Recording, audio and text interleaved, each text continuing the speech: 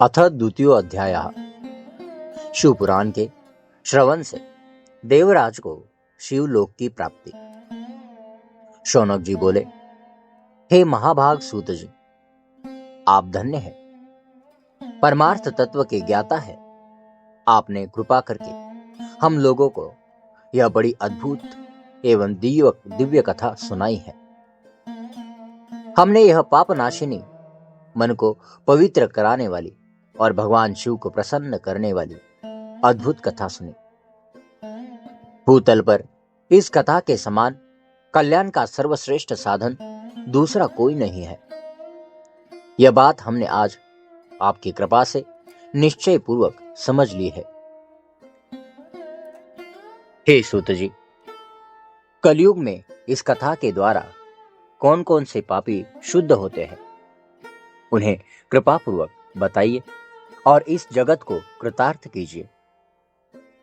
सूत जी बोले, हे मुने, जो मनुष्य पापी, दुराचारी, खल तथा काम क्रोध आदि में निरंतर डूबे रहने वाला है, वे भी इस पुराण से अवश्य शुद्ध हो जाते हैं। यह कथा वास्तव में उत्तम ज्ञान यज्ञ है, जो सदा सांसारिक भोग और मोक्ष को देने वाला है, सभी पापों को नष्ट करने वाला है और भगवान शिव को प्रसन्न करने वाला है। जो अत्यंत लालची, सत्य विहीन, अपने माता पिता से द्वेष करने वाले, पाखंडी तथा हिंसक वृत्ति के हैं, वे भी इस ज्ञान यज्ञ से शुद्ध हो जाते हैं। अपने वर्णाश्रम धर्म का पालन न करने वाले और ईर्ष्याग्रस्त लोग भी कलिकाल में इस ज्ञान यज्ञ के द्वारा पवित्र हो जाते हैं।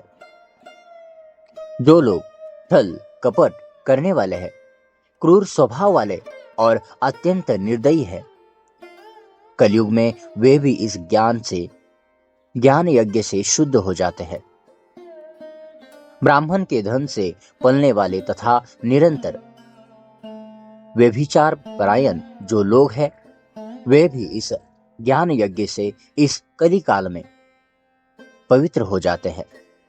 जो मनुष्य सदा पाप कर्मों में लिप्त रहते हैं, शठ है और अत्यंत दूषित विचार वाले हैं, वे कलयुग में भी इस ज्ञान यज्ञ से निर्मल हो जाते हैं।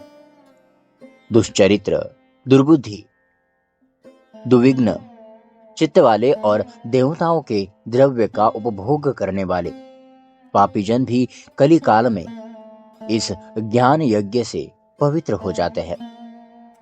इस पुराण के श्रवण का पुण्य बड़े बड़े पापों को नष्ट करता है, सांसारिक भोग तथा मोक्ष प्रदान करता है और भगवान शंकर को प्रसन्न करता है।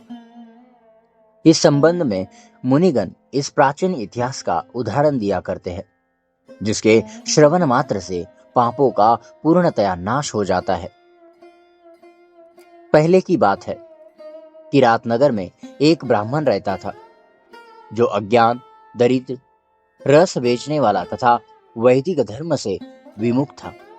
वह स्नान, संध्या आदि कर्मों से भ्रष्ट हो गया था और वैश्य वृत्ति में तत्पर रहता था।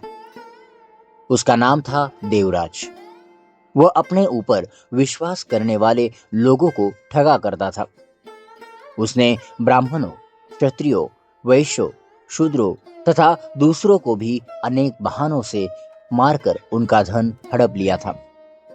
बाद में उसने अधर्म से बहुत सारा धन अर्जित कर लिया, परंतु उस पापी का थोड़ा सा भी धन कभी धर्म के काम में नहीं लगा। एक दिन वह ब्राह्मण एक तालाब पर नहाने गया। वहां शोभावती नाम की एक वेश्या को देखकर वह अत्यंत मोहित हो गया। वह सुंदरी भी उस धनिक ब्राह्मण को अपने वशीभूत हुआ जानकर प्रसन्न हुई। आपस में वार्तालाप से उनमें प्रीति उत्पन्न हो गई। उस ब्राह्मण ने उस वेश्या को पत्नी बनाना तथा उस वेश्या ने उसे पति बनाना स्वीकार कर लिया। इस प्रकार कामवश होकर वे दोनों बहुत समय तक विहार करते रहे। बैठने, सोने, खाने पीने तथा क्रीड़ा में वे दोनों निरंतर पति पत्नी की तरह व्यवहार करने लगे। अपने माता पिता तथा पत्नी के बार बार रोकने पर भी पाप कृत्य में संलग्न वह ब्राह्मण उनकी बात नहीं मानता था। एक दिन रात्रि में उस दुष्ट ने ईर्ष्यावश अपने सोए हुए माता पिता और पत्नी को मार डाला और उनका सारा धन हर लिया। वेश्या में आसक्त चित्त वाले उस कामी ने अपना और पिता आदि का सारा धन उस वेश्या को दे दिया।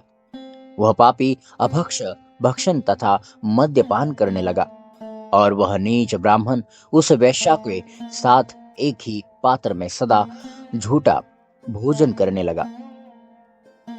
एक दिन घूमता घामता वह दैव योग से प्रतिष्ठानपुर जोशी प्रयाग में जा पहुंचा। वहां उसने एक शिवालय देखा जहां बहुत से साधु महात्मा एकत्र हुए थे। देवराज उस शिवालय में ठहर गया और वहां उस ब्राह्मण को ज्वर आ गया। उस ज्वर से उसको बड़ी पीड़ा होने लगी।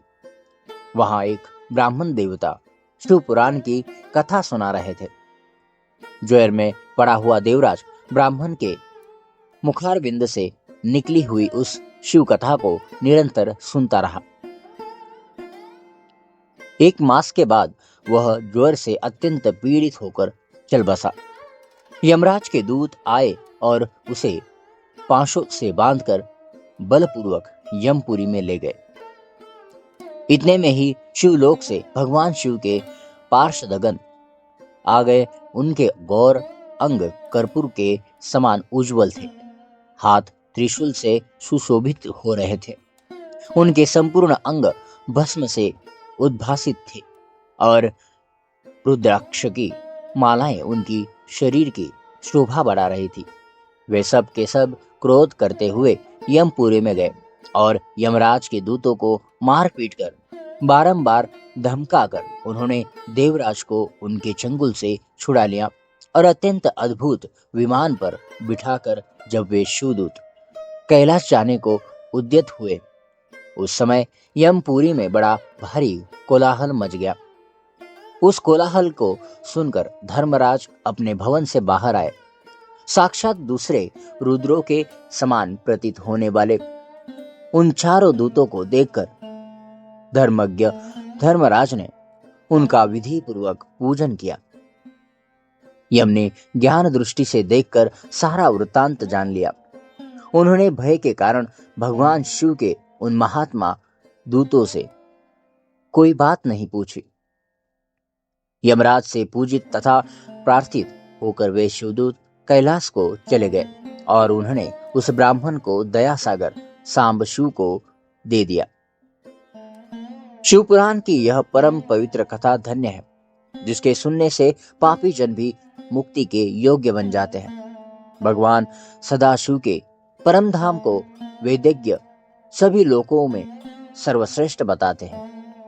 ब्राह्मण, क्षत्रिय, वैश्य, शूद्र तथा अन्य प्राणी, यहाँ तक कि जिस पापी ने धन के लोभ से अनेक लोगों की हत्या की तथा अपनी माता पिता और पत्नी को भी मार डाला, वह वैश्यागामी शराबी ब्राह्मण देवराज भी इस कथा के प्रभाव से भगवान शिव के परम धाम को प्राप्त कर तत्क्षण मुक्त हो गया।